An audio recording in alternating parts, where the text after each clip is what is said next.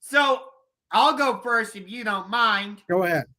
So number 5, I've got Monday Night Football. Actually, no, I'm putting this game higher on the list, so not yet. At number 5, I didn't think I was going to put this game in my top 5 list. Well, because I thought one of the teams would be terrible since Daniel Jones is their starting quarterback.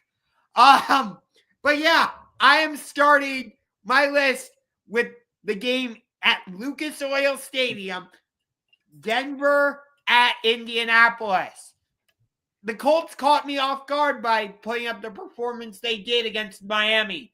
But now you're facing a really good defense in the Denver Broncos, and I'm really high on the Broncos. You are not. And I think the Colts are going to be trash this season. If Indy goes out and wins this game, it will definitely catch my attention about them. So I got that as my number 5 game. More so because of the Colts than the Broncos, since I'm so high on the Broncos already. Number 4, this one might be surprising to you, considering one of the teams lost their season opener on the road, but it's the LA Rams taking on the Tennessee Titans in the Titans home opener. I didn't think the Rams played particularly well against the Texans in their week 1 game, but they did just enough. And with the Titans, I thought Cam Ward looked okay. I didn't think he looked great against the Broncos.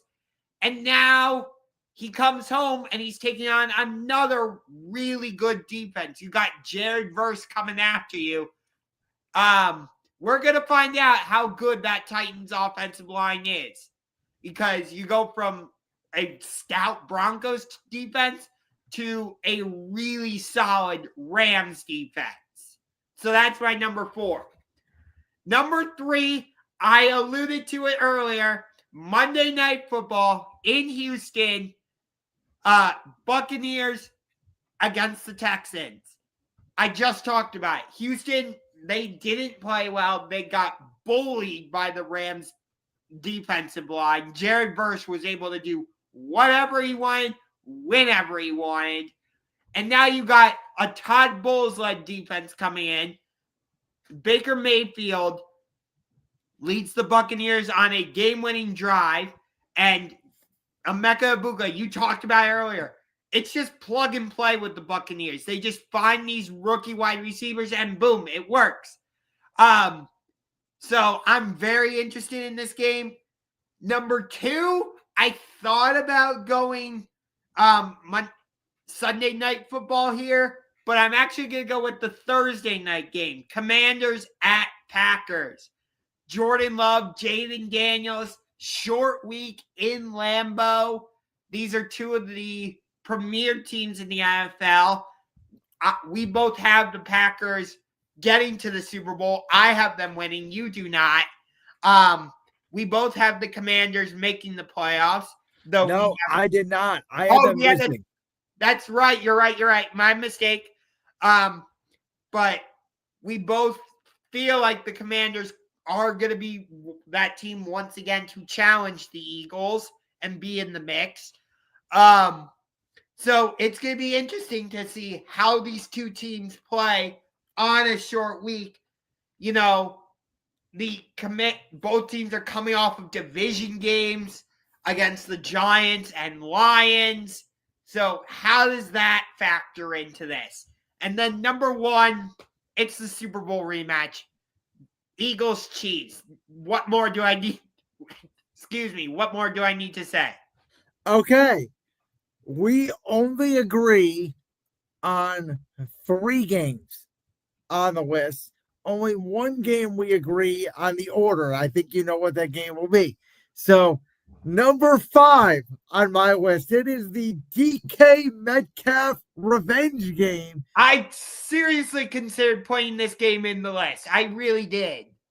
This to me was a coin flip between Indianapolis and Denver, which you had, and this game. I went with this game more because of the Aaron Rodgers factor. The Packers or not the why did I say the back? The Steelers. I was a major slip up, folks. I apologize. The Steelers impressed the hell out of me with Aaron Rodgers at quarterback, putting up 34 points in an offense coordinated by Arthur Smith. I didn't even know that was possible. And by the way, the Jets impressed the hell out of me. Yes. Also. By the way, this game's not on my list, but I considered Bills Jets because of the way the Jets play. Is Justin Fields sustainable? We're going to find out throughout the season.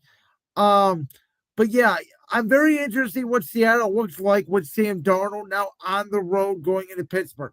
I thought they had San Francisco dead to rights and beaten, and then Nick Bosa makes a play. The offensive lineman goes right into Sam Darnold's lap, and the ball comes out, and Brock Purdy makes an incredible throw to like the third string tight end in the back of the end zone to beat Seattle. Again, me and you had different opinions on the Seahawks this year. I don't know what to make of Seattle. I got to watch them more, and I don't know how to feel about Pittsburgh yet. I got to see them sustain this, so I'm interested in this game. At number 4, you mentioned it already, the first part of the Monday Night Football doubleheader, Tampa, Houston, down in Houston. I want to see how the Texans' offensive line responds against a very good Tampa Bay defense, a defense that we know is going to blitz under Todd Bowles, because if the Texans get run over again, if they lose, and let's say Indianapolis beats Denver, or, Jacksonville beats Cincinnati, Houston's in trouble. At number 3, Thursday night, you already talked about it. I don't need to go much more in depth about it. Commanders, Packers. The one point I will add to this game is this, Josh. I think if the Packers want to have the number 1 seed in the NFC, they have to win this game. Okay. Because I think it's going to be one of those games against a big-time rival, a game that could decide if the Commanders are a playoff team or not. I think they will be the difference between the Packers and Eagles getting the 1 and 2 seed in the NFC, the way I look at it. Okay. At number 2, this game isn't even on your list, and I can't wait to watch this game because of the desperation from both of these teams now at 0-1. One of these two teams who we both had making the playoffs are in the same division. They're in the NFC North. Ben Johnson and the Chicago Bears going back to Detroit to take on Dan Campbell and the Detroit Lions. I think there's so much desperation now, the way Chicago lost that game and the way the Lions got basically the hell beat out of them by the Green Bay Packers. Could you imagine if Ben Johnson goes into Detroit and beats the Lions? And then guess what, Josh? The week after that, the Lions have to go to Baltimore. There's a very real possibility the Lions start 0-3. And if they start the season 0-3, they are going to slaughter the Cleveland Browns in week 4. And then, by the way, that game will be like a total joke. And everybody will be like, oh, yeah, the Lions offense is just fine. And then, obviously, number 1, no need to say anything more. 4:25 on Fox. Eagles, Chiefs, Super Bowl 59 rematch.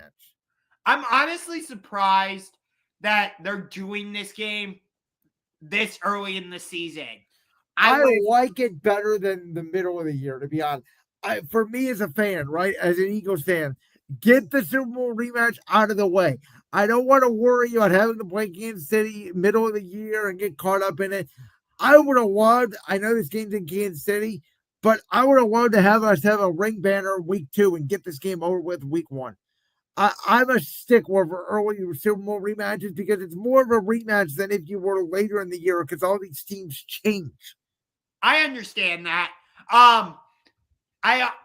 It's also bizarre to me. I get why you started the season against Dallas because it's Dallas and they're your biggest rival. I still would have had you guys play the Rams in the season opener because they gave you your best fight in the playoffs. I think you play them, week 4? Week 3. So it's next week. That is brutal for the Eagles because you go Chiefs, Rams, and then at Tampa. And then we owe your team, the Denver Broncos. that's a tough stretch. And then we get a break week 6 against the Giants, but they may be starting Jackson Dart by then. Like I told you, I know you think I'm crazy, but if the Giants start Jackson Dart, they could beat the Chiefs in week 3. I will bet a Dr. Pepper or whatever drink you will on that. I don't think it's possible.